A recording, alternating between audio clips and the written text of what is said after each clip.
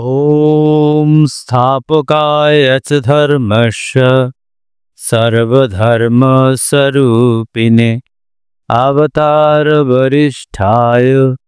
रामकृष्णाय ते नमः।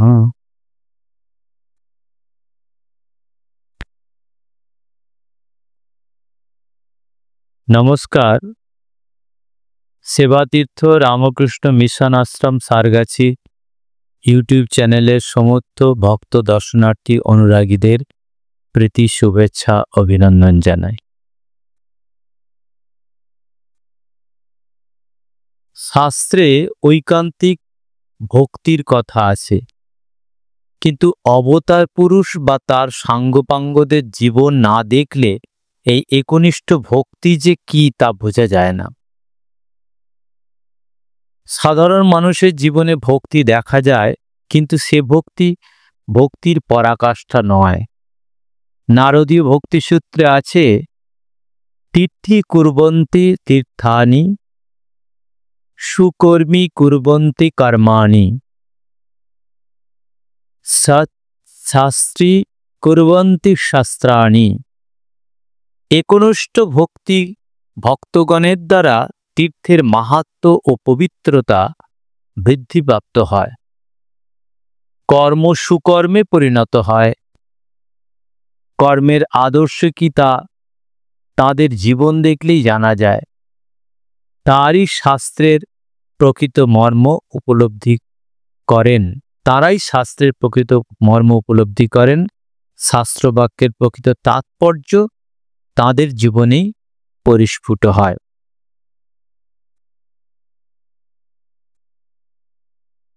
ভগবান শ্রীরামকৃষ্ণের অন্যতম পার্ষদ এবং যুগাচার্য স্বামী বিবেকানন্দের গুরু ভাই স্বামী রামকৃষ্ণানন্দের জীবন এরূপ অনন্য ভক্তিময় একটি ভাগবত জীবন, যার জন্ম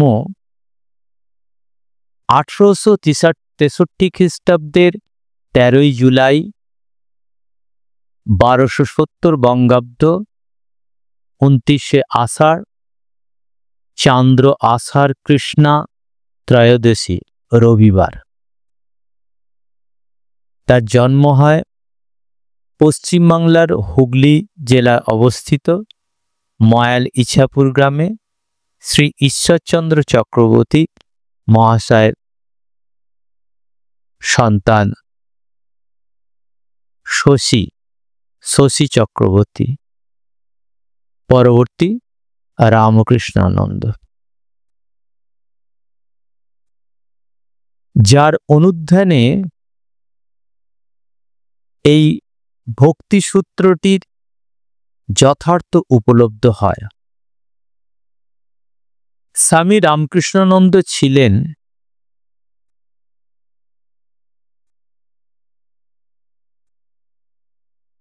গুরুগত প্রাণ। তার গুরুভক্তি অতুলনীয়।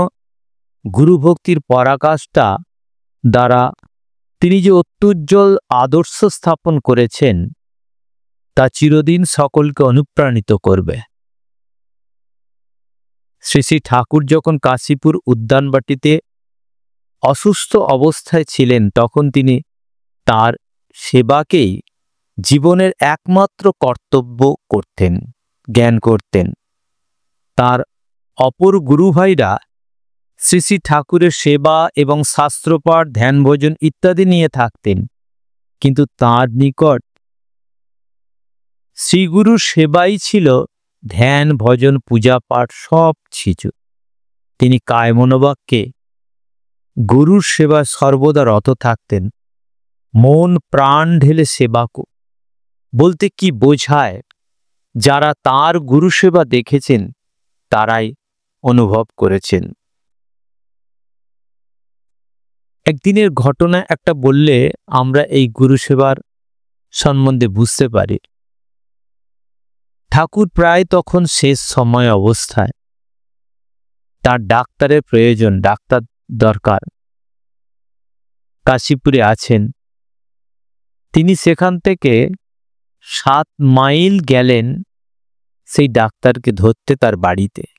সেখানে গিয়ে দেখলেন যে তিনি অন্যত্র চলে গেছেন এবং সেখান থেকে আরও 1 মাইল ছুটে গিয়ে সে ডাক্তারকে ধরলেন এবং ডাক্তারবাবু বললেন যে তার অন্য কোথাও কল আছে, তাকে যেতে হবে, আজকে যেতে পারবে না। কিন্তু তিনি নাছোড়বান্দ বীর ভক্ত, যেখানে সেখানে কে কার কথা টলে। তিনি সেই অবস্থায় ডাক্তারবাবুকে ধরে নিয়ে আসলেন। এই যে 7 মাইল একজন ছুটে ডাক্তারের বাড়ি গিয়ে তারপর আরও 1 মাইল এবং সেখান থেকে নিয়ে আসা, নিয়ে এসে তারপরে যেমনভাবে সেবা করছিলেন আবার ঠিক সেইভাবেই সেবারত, মানে কোনো ক্লান্ত নেই, কোনো ক্লান্তি নেই। এরকম দেখা গেছে ঠাকুরের জন্য প্রয়োজন হচ্ছে কি যে একটু বরফ, তিনি কলকাতার কোথায় গিয়ে তিনি নিয়ে আসছেন গামছা বেঁধে, এরকমভাবে তিনি একদম গরমের মধ্যে গলদঘর্ম অবস্থা, সেইটা গামছা বেঁধে কত যত্ন করে নিয়ে আসছেন। ঠাকুর তাই বলছেন, ওরে বলে যার হাত দিয়ে জল গলে না সে নাকি কৃপণ, কিন্তু তুই কৃপণ নস, তুই যে দাতা। এরকমই ভাবে আমরা বহু ছোটখাটো বা বহু এরকমভাবে ঘটনা আমরা দেখতে পাই ঠাকুরের জীবনে। তিনি তার ঠাকুরের কোনো এক সময় কোনো একটা ফল খেতে হচ্ছে কি যে জামরুল খেতে ইচ্ছুক, তখন অসময়, সেই অসময় তিনি এক বাগানের পর বাগান খুঁজে খুঁজে খুঁজে তিনি নিয়ে এসেছেন। এরকম দেখা যায়। শ্রীরামকৃষ্ণের লীলাবসানের পর তার অন্যান্য গুরুভাইরা হিমালয় প্রভৃতি স্থানে তপস্যায় গিয়েছিলেন, কিন্তু শশী মহারাজের তখনও গুরু সেবাকেই তিনি জীবনের সার করে নিয়েছিলেন। তিনি কোথাও তপস্যা করতে গেলেন না, তীর্থাদি দর্শনের প্রয়োজন বোধ করলেন না। ঠাকুরের প্রতিকৃতি স্থাপন করে তার ধ্যান ও পূজাতেই একনিষ্ঠভাবে নিরত হলেন। ঠাকুরের প্রতিকৃতি তার নিকট প্রতিকৃতি মাত্র ছিল না, ছিল জীবন্ত দেবতা। শ্রীরামকৃষ্ণ তার জীবনের সর্বস্ব সেই দেবতা,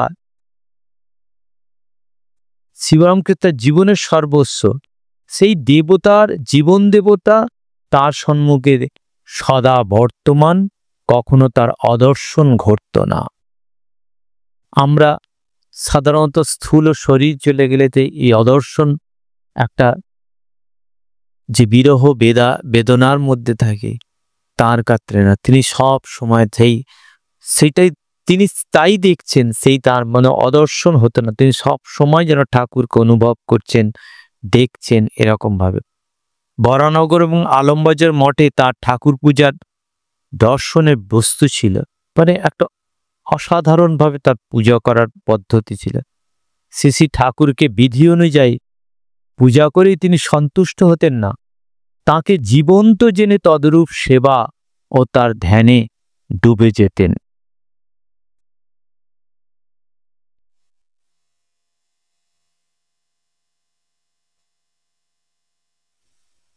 তার আমরা দেখি যে স্বামীজি বলছেন যে এই যে আমাদের রামকৃষ্ণ মঠ মিশন প্রতিষ্ঠা হয়েছে, যে এই মঠ প্রতিষ্ঠার গোড়াতে কিরকম গেছে সেটা স্বামীজি তাই বলছেন যে শশী ছিল আমাদের মঠের খুঁটি, সে যদি না থাকতো তাহলে এই মঠ বাস অসম্ভব হতো, মানে মঠ হতোই না বোধহয়, এরকম অবস্থা।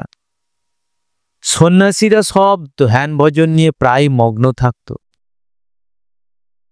এবং তাদের আহার প্রস্তুত করে অপেক্ষা করত, এমনকি মাঝে মাঝে তাদের ধ্যান থেকে টেনে তুলে তাদের খাওয়াতো। এরকম একটা মাতৃত্ব তার মধ্যে, যেন ঠাকুরের সেবা করছেন আর একাধারে সমস্ত গুরুভাইদেরও সেই মাতৃস্নেহে যেন তাদের সেবা করছেন। এক সময় 4 জন গুরুভাই ভিক্ষা নিয়ে গেছেন, ভিক্ষাবৃত্তি করতেন, তারা রিক্ত হস্তে ফিরে এসেছেন সেই দুপুরবেলা। এদিকে ভান্ডার শূন্য, একটুও কিচ্ছু নেই। এদিকে তারা কি করবে? তখন দানাদের ঘরে গিয়ে তারা কীর্তনে মতোয়ারা হলো। তারা ধ্যান ভোজন কীর্তনের মধ্যে মেতে রইল। এদিকে শশী বলছেন যে কি করে, ঠাকুরকে তো কিছু দিতে হবে। তিনি এক পাশের বাড়ি গিয়ে, যদিও সেই বাড়িতে সমস্ত প্রায় মঠ বিরোধী, তবু তাদের মধ্যে একজনকে বোধহয় কোনো একটা উপায় করে, তাকে বোধহয় বন্ধুত্ব করে তার থেকে জানালা দিয়ে এক পোয়াটাখানে চাল, কয়েকটি আলু আর একটু ঘি নিয়ে এসেছে এবং সেটাই পাকিয়ে রান্না করে কটা মণ্ড তৈরি করেছেন গোল গোল করে একটা করে, এবং তাদের ডেকে তখন সেই দানাদের ঘরে গিয়ে সবাই মুখে মুখে একটা করে দিল এবং প্রত্যেকে সেই অন্ন গ্রহণ করে বলছে, ভাই শশী এবার অমৃত কোথায় পেলে? সত্যি অসাধারণ মাতৃত্ব দিয়ে তিনি এই মঠকে প্রতিস্থাপন করেছেন, এই মঠের ভিত্তি তিনি স্থাপন করেছেন, আমরা তাই দেখতে পাই। এবং তার যে সেবার কিরকম একটা পদ্ধতি, সে পদ্ধতি দেখলেই বোঝা যায় যে তিনি কে, ঠাকুরকে কিরকম জীবন দেবতা রূপে তিনি সেবা করতেন। গ্রীষ্মে নিজের কষ্ট হলে তিনি পাখা নিয়ে তিনি ঠাকুরকে সেবা হাওয়া করতেন এবং নিজেই গলদঘর্ম হতে থাকলে তাতেই আরাম বোধ করতেন। নিজে এদিকে পাখা, নিজে গরমে গরম লাগছে, সেটা তিনি গিয়ে ঠাকুরকে পাখা হাওয়া করে নিজেই, খুব একটু মোটা শরীর ছিল, পরবর্তী আরো হয়েছে, এবং সেটাতে দেখা যাচ্ছে যে তিনি গলদঘর্ম হয়ে যাচ্ছেন, তবু সেই আরাম বোধ করে ঠাকুরকে সেবা করে যে তৃপ্ত, সেই তৃপ্তে নিজে তৃপ্ত হচ্ছেন। এটা একটা অসাধারণ জিনিস, এই জগতে দুর্লভ। এরকম বলছে যে আত্মবোধ গুরু এবং ইষ্টের সেবার কথা শাস্ত্রে পাওয়া যায়, তবে নিদর্শনে জগতে অতীব দুর্লভ। স্বামী রামকৃষ্ণানন্দের জীবনে এই আত্মবোধ গুরু সেবা এবং ইষ্ট সেবার চরম সার্থকতা দেখা যায়। তিনি রামকৃষ্ণময় ছিলেন। শয়নে স্বপনে যে নিদ্রায় জাগরণে রামকৃষ্ণ তার চিত্তে সদা জাগ্রত থাকত। স্বামী বিবেকানন্দ যখন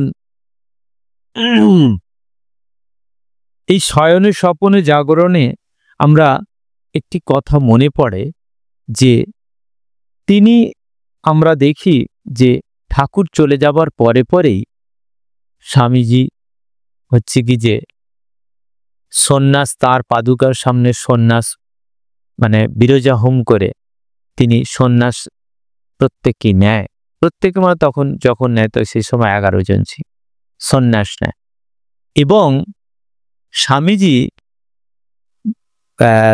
শশী মহারাজকে রামকৃষ্ণানন্দ নাম দিয়েছেন, কিন্তু এই নামটি যেন স্বামীজি বলছেন যে এই নামটি তাঁরই নেবার কথা ছিল, তিনি এই নামটিকে যেন পছন্দ করতেন। কিন্তু তিনি যে এই যে গুরু সেবা, এই যে ঠাকুরের সেবা, এই রামকৃষ্ণময় হয়ে থেকে যে সেবা, রাত দিন যে এই মঠের যে খুঁটি স্বরূপ হয়েছিলেন, তাই তিনি যেন সেই নামটি তাঁকে তিনি দান করলেন, তাঁকে তিনি দিলেন, তার সেবা ভক্তি দেখে তাকেই তিনি দিলেন।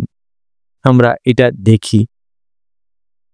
স্বামী বিবেকানন্দ যখন প্রথমবার আমেরিকাতে প্রত্যাবর্তন করেন, তখন মাদ্রাজের ভক্তগণ সেখানে একটি মঠ স্থাপনের জন্য অনুরোধ করলে তিনি বলেছিলেন, আমি তোমাদের কাছে আমার এমন এক গুরুভাইকে পাঠাবো যিনি তোমাদের সর্বাপেক্ষা গোঁড়া ব্রাহ্মণের চেয়েও গোঁড়া। দেখুন এটা কথাটা কিরকম।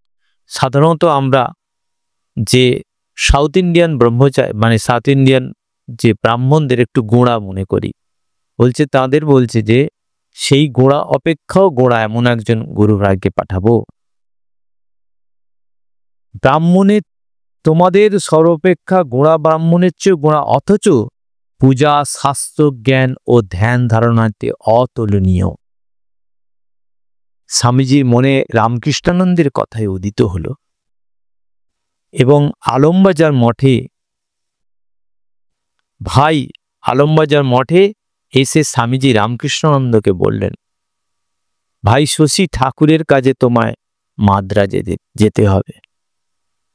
এই যে কথাটা কি হঠাৎই উত্থাপন করবেন? স্বামীজি যখন কাউকে দায়িত্ব দেন, বিশেষ করে এরকম গুরু দায়িত্ব, যাকে দায়িত্ব দিলে সেই দিকটা তিনি সমস্ত কিছু সামলাতে পারবে, সেই রকমের জন্য তিনি যে কতটা স্বামীজিকে ভালোবাসেন, অনুরাগী, তার যদি অনুগত, তার যদি বিশ্বস্ত, ভালোবাসার পাত্র যদি না হয়, তাহলে কি বেশি দিন থাকতে পারবে? সেই হিসাবে তার ভালোবাসা যাচাই করার জন্য তিনি তার ওই গুরু ভাইকে বলছেন যে, শশী, তুমি আমার জন্য একটু নরম টাটকা হচ্ছে কি যে পাউরুটি, ফৌজদারি, বলছে চিতপুরের ফৌজদারি বালাখানার মোড় থেকে একটা নরম টাটকা পাউরুটি কিনে নিয়ে আস।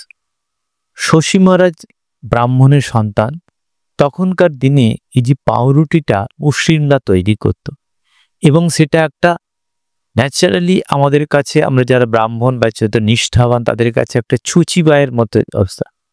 কিন্তু তিনি স্বামীজিকে ভালোবাসেন, স্বামীজি অর্ডার করেছেন, মানে অনুরোধ করেছেন বা তাকে আদেশ করেছেন, তিনি অম্লান বদনে সেখানে গিয়ে তিনি পাউরুটি দিবালোকে পাউরুটি কিনে স্বামীজিকে দিলেন। তার নিষ্ঠা আছে, কিন্তু সূচিবায় তার ছিল না। তার ভক্তি নিষ্ঠা অসাধারণ। সেই পরীক্ষার মধ্যে দিয়ে তিনি তাই বলছেন যে তিনি, ভাই শশী, তোমাকে মঠে যেতে হবে, মাদ্রাজে যেতে হবে। তিনি চলে গেলেন এবং জ্যেষ্ঠ ভ্রাতা ও সংঘ নেতার আহ্বানকে তিনি শ্রী শ্রী ঠাকুরের নির্দেশ মনে করলেন এবং বিরক্তি না করে স্বামীজির আদেশ পালন তৎপর হলেন। আলমবাজার মঠে শ্রী শ্রী ঠাকুরের সেবা পূজা ছেড়ে তিনি মাদ্রাজে গেলেন। সেখানে আমরা দেখি পরবর্তী পর্যায়ে যে মাদ্রাজে কিরকম ভাবে তার মঠ মিশনে অনেকভাবে তার বৃদ্ধিপ্রাপ্ত হয়েছে বা করেছে। মাদ্রাজে আসার সঙ্গে সঙ্গে তিনি শ্রী শ্রী ঠাকুরের প্রতিকৃতি স্থাপন করে পূজা দিয়ে আরম্ভ করলেন এবং নানা স্থানে বক্তৃতা ও ক্লাসের মাধ্যমে শ্রী শ্রী ঠাকুরের ভাব প্রচারের যত্নপর হন। ব্যক্তিগত সুখ স্বাচ্ছন্দ্য তুচ্ছ করে সর্বসাধারণের মধ্যে কিভাবে রামকৃষ্ণানন্দ কিভাবে রামকৃষ্ণের ভাবধারা সঞ্চারিত করবেন, সেই দিকে তার অতন্ত্র দৃষ্টি সদা নিবদ্ধ থাকত। তিনি গীতা, উপনিষদ এবং শাস্ত্র সহজ ও সরলভাবে শ্রীরামকৃষ্ণের জীবনলোকে ব্যাখ্যা করতেন।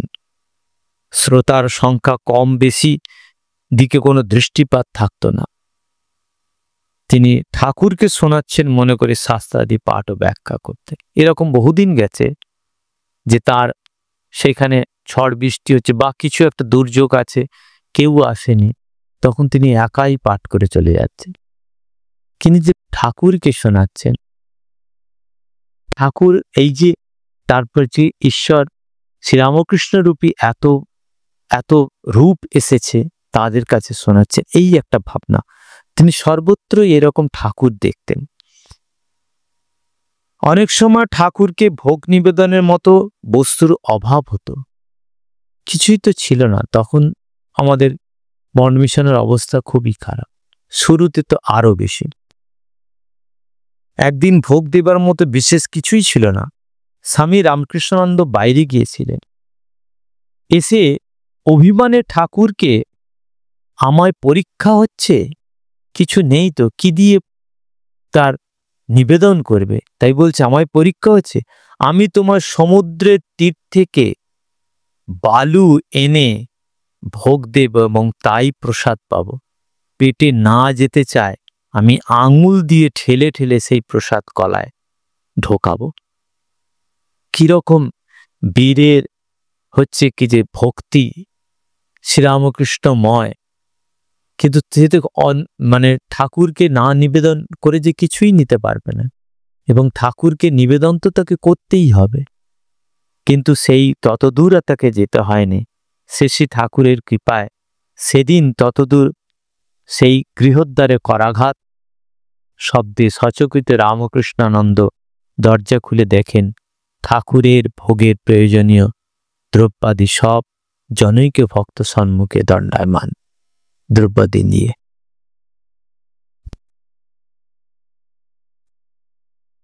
বিচিত্র তার এই ঠাকুর সেবা। তিনি রাত্রে শুয়েছেন, হচ্ছে কি যে মশার উপদ্রব, মশা কামড়াচ্ছে। কি দেখলেন? মশারির মধ্যে মশা ঢুকেছে। যাই মশারির মধ্যে মশা ঢুকেছেন, এটা তার গায়ে লেগেছে, তাকে ফুটিয়েছে, সঙ্গে সঙ্গে তার মাথায় এলো যে ঠাকুরের তান কি না তাহলে হচ্ছে। তিনি সারা রাত গিয়ে তিনি সেই মশা তাড়াতে শুরু করলেন ঠাকুরকে, এবং ওইভাবেই তার চলে গেল। এইভাবে ঠাকুরের সেবা তার কাছে জীবন্ত দেবতার সেবা। আমরা কি ঠাকুরকে শয়ন দিয়ে চলে আসলাম,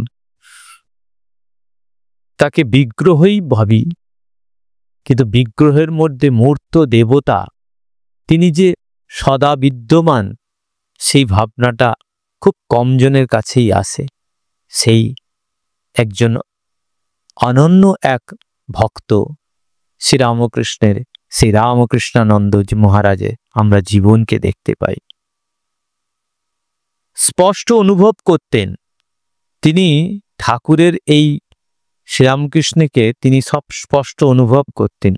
পুষ্পচয়ন, পূজা, আরতি, প্রণাম কার্যে এত বিভোর হয়ে পড়তেন যে উপস্থিত ভক্তদের মধ্যে সে ভাব সঞ্চারিত হতো।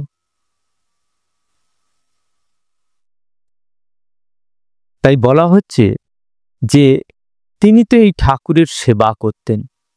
তিনি কি ঠাকুরের শুধু সেবার মধ্যেই পরিতুষ্ট ছিলেন? না, তিনি, আমরা দেখছি যে যখন পশ্চিমবঙ্গে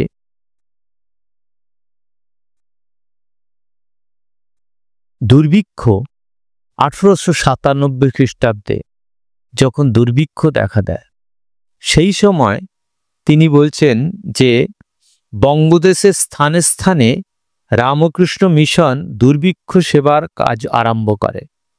তিনি ওই কার্যের জন্য পত্রিকায় আবেদন প্রকাশ ও অন্যান্য উপায়ে অর্থ সংগ্রহের মন দিলেন।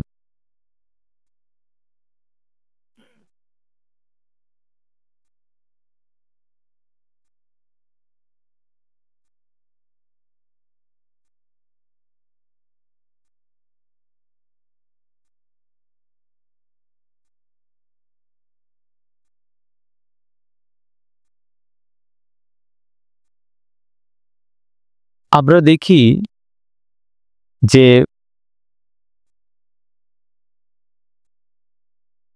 শ্রীরামকৃষ্ণ গত প্রাণ রামকৃষ্ণানন্দ অনন্য ভক্তির উজ্জ্বল আদর্শ রেখে গেছেন। ঠাকুর ঘরে, সভা সমিতিতে ভক্তগণের সহিত মেলামেশায় সর্বক্ষেত্রে অনন্যায় ভক্তি ছিল তার জীবনের মূল মন্ত্র ও কর্মপ্রচেষ্টার উৎস।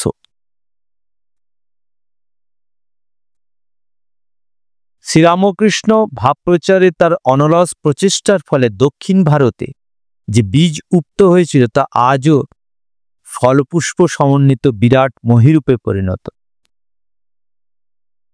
দাক্ষিণাত্যে সর্বসাধারণের মুখে মুখে রামকৃষ্ণ সন্তান আদর্শ সন্ন্যাসী রামকৃষ্ণানন্দের নাম। আমরা দেখি যে তার হৃদয়বত্তা, অনুপ্রেরণা এবং কর্মপ্রচেষ্টা। 1905 খ্রিস্টাব্দে 17 ফেব্রুয়ারি মাদ্রাজে ময়লাপুর নামক পল্লীতে যে রামকৃষ্ণ বিদ্যার্থী ভবন প্রতিষ্ঠিত হয়, উহা বর্তমানে দক্ষিণাঞ্চলের এক সুবৃহৎ শিক্ষা প্রতিষ্ঠানে পরিণত হলেও স্মরণ রাখতে হবে যে উহার পশ্চাতে আছে রামকৃষ্ণানন্দের হৃদয়বত্তা, অনুপ্রেরণা ও কর্মপ্রচেষ্টা। কোয়েম্বাটোরে একবার প্লেগের আক্রমণে একটি পরিবার বয়স্ক সকলের প্রাণনাশ হয়ে কয়েকটি নিঃসহায় শিশুমাত্র অবশিষ্ট থাকলে তদ্দর্শনে তাহার কোমল হৃদয় কাঁদিয়া উঠিল এবং তিনি তাহাদের লালন পালনের ভার গ্রহণ করলেন এবং ইহাদিগকে কেন্দ্র করে রামকৃষ্ণ মিশন স্টুডেন্টস হোম স্থাপন করলেন এবং তিনি সর্বদা কার্যে ব্যস্ত থাকিলেও তাহার ওই স্নেহের প্রতিষ্ঠানতে তিনি সপ্তাহে একবার অন্তত বালকগণকে ধর্মশিক্ষা দিতেন। তার বিচিত্র সমস্ত কিছু সেবা সেবা, সেই সেবার আরেকটি নিদর্শন আমরা পাই 1905 খ্রিস্টাব্দের রেঙ্গুনে রামকৃষ্ণ সেবক সমিতি হতে তাহার নিকট আহ্বান আসে। তদনুসারে তিনি 20 মার্চ রেঙ্গুনে পৌঁছিয়ে 5 দিন অবস্থানপূর্বক 5টি বক্তৃতা দেন এবং ধর্ম প্রসঙ্গ করেন। একদিন ঠাকুরের জন্য তিনি যেখানেই থাকুক তার ঠাকুর সেবা তো বন্ধ থাকে না, তো বলছে যে ঠাকুরের জন্য চাঁপা ফুলের সন্ধানে 3-4 মাইল হাঁটিয়া যাইবার পথে সুপ্রসিদ্ধ ঔপন্যাসিক শরৎচন্দ্র চট্টোপাধ্যায় সেই তার দেখা হয়। শরৎচন্দ্র এই বৃদ্ধাশ্রমের তাৎপর্য জানিতে চাইলে স্বামী রামকৃষ্ণানন্দ বুঝিয়ে দিলেন, পূজা উপাসনা সকলই গো ফাঁকি, শুধু এই সুযোগেই তোমাকেই ডাকি। তাই রামকৃষ্ণানন্দজি মহারাজ বলছেন যে কারো ভগবানে যদি বিশ্বাস থাকে তাহলে মানুষের মনে কখনো ভয় ও উদ্বিগ্নতা আসে না। ভয় উদ্বিগ্নতা আমাদের সর্বদাই উদ্বিগ্নতা এবং ভয়ের মধ্যে কাটাই, কারণ ভগবানে আমাদের সেই শ্রদ্ধা সেই বিশ্বাস আমাদের নাই বলেই। আমরা দেখি যে এই মহাপুরুষ স্বামী রামকৃষ্ণানন্দজি মহারাজ তার শিক্ষার মধ্যে দিয়ে